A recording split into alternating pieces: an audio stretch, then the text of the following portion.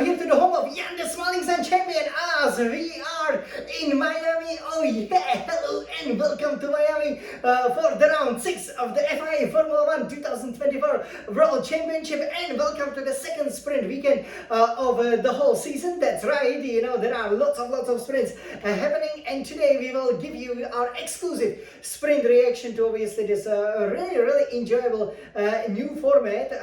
I think, you know, the Formula 1 has gotten it absolutely right, so we will tell you exactly how it finished, and obviously for the Ferrari's biggest fan, as you can see over here, we will then tell you how well or maybe where we could improve and what, of course, do we expect for the big Grand Prix. We will also then take a look at the overall standings, as is now customary, to see how is the title challenge going, and obviously finally we are back to the short sleeve because the summer is finally here. Oh yay!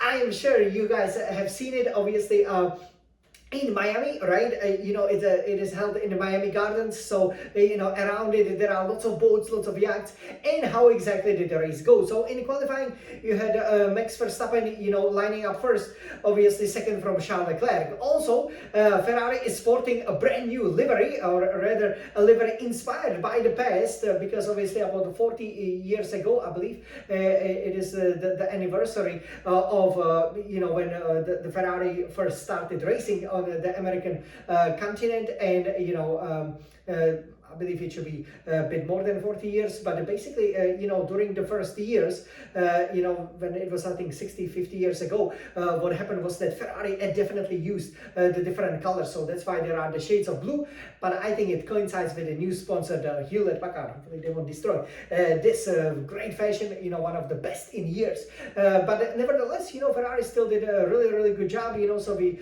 line up, you know, second with Charles Leclerc. At the start, you know, Max Verstappen again, you know, played very hard with Leclerc, you know, block him off, obviously, you know, not that much you can do because there is a short run-up. I, of course, as also a pole sitter in Miami, do know that it's relatively easy, you know, to keep the pole position unless you have like a massive wheel spin or something, so it wasn't a surprise, obviously, when Verstappen kept P1, with Leclerc standing in a P2, Perez obviously making mistakes, you know, then you had Ricciardo and obviously Carlos Sainz, you know, very quickly recovered to the 5th place. So we were running 2nd and 5th, and obviously we were then hoping, you know, that we can maybe challenge, you know, for the sprint win. Again, you know, the sprint was only won by either the Red Bull or obviously Piastri from McLaren, so this was a great chance, you know, for Ferrari. But you know, the real drama was in a bag, obviously involving the future Ferrari driver Lewis Hamilton. Yes, because he just, you know, came like a bull, as Alonso said, into the P1, into the turn 1, and, you know, as a result, you know, knocked both Astons out, also Norris. So in the end, you know, for Ferraris, I think, you know, in a race, we can maybe expect a bit more of a challenge. It depends, but I think I was very happy with the overall tire management, you know, that they did, because we were able to keep up the pace with the Red Bulls. You know, obviously, you know, with the outlier Ricciardo over there, you know, the only disappointment was that Carlos Sainz in the end wasn't able to get him.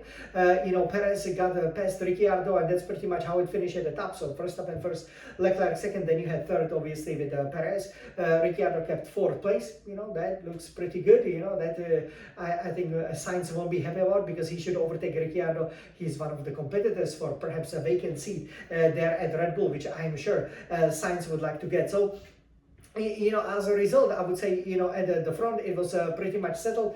You know, I was happy that, you know, that overall gap was just 3.3 seconds to Verstappen, as we will see over here in this beautiful Ferrari red Retina iMade by Apple. And overall, we were able to keep the Perez at bay, so he didn't even have a chance, for example, to attack. So that was very good. I think it bodes well for the race. The disappointing thing is that despite getting a better start, we were not able, you know, to get ahead of the Red Bull, because it's important, you know, that in these, for example, shorter races, maybe you get ahead. You know, once Red Bull is running in a dirty air, they always struggle, especially Perez, and you put Verstappen there, he might struggle as well. You also, you know, have to race hard. I mean, you know, you can see in a game, it's great racing, but usually, obviously, in the real life, there's not much of a, you know, very tough, you know, aggressive racing, unless obviously Kevin Magnussen, who once again, just like he did in Saudi Arabia, defended like crazy against Hamilton.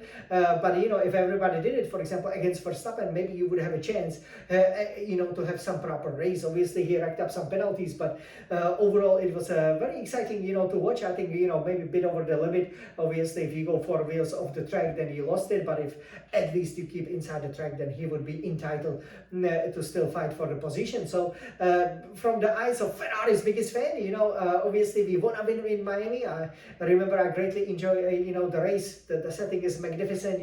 I just wish we won that F1 unlock ticket so we could have been there in the VIP section. But yeah, we are looking forward to the Grand Prix, where I think we will be even stronger because, obviously the qualifying will probably be even better than it was for the sprint qualifying. So overall, second and fifth, once again, only one car, got it in a sprint. There was only one car that got in between us and the Red Bull. It's not Hamilton from Mercedes this time, it is Ricciardo from the Red Bull's sister team. So let's take a look at how the race finished. Again, a bit disappointing, but I believe if Leclerc was able, to get Verstappen right at the end, and then obviously, if Sainz was maybe a bit, you sometimes have to be brave, have a little bit better of a top speed, especially under the braking, we would have been able to get an even better result over here. But probably, maybe the first and third, possibly fourth, would be the best we could have done. I don't think Sainz would have gotten to that sprint podium anyways. So over here, let's take a look how it looks like. So over here, if we can show you the red retina I make. So here, you can then clearly see, this is how it finished. Again, a pretty exciting race, especially, if the tire degradation, if they haven't sorted it out with the Red Bull, I think we have a great chance to fight them. Then we can take a look over here. Okay, if we take a look at the driver standings that we have, so this is how it looks like, at the moment, with 118 points, Verstappen leading from Perez, who's got 91, Leclerc 83. So as a result, obviously, that means that we are 35 points behind. So there is only a possibility. Well, actually, yes, Verstappen, no matter what happens in a race, he will keep the lead of the championship heading into the round 7 in Imola.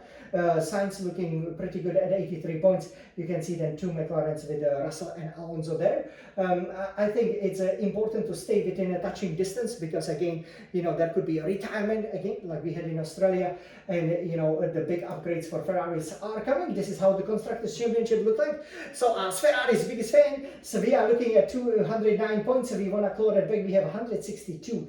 So you can see as a result, we're 47 points behind. So we will not have a chance to overtake Red Bull, even though they will have the double DNF because there are only 44 points up for grabs. And I believe we already dropped McLaren with Mercedes and Aston Martin, who do not even have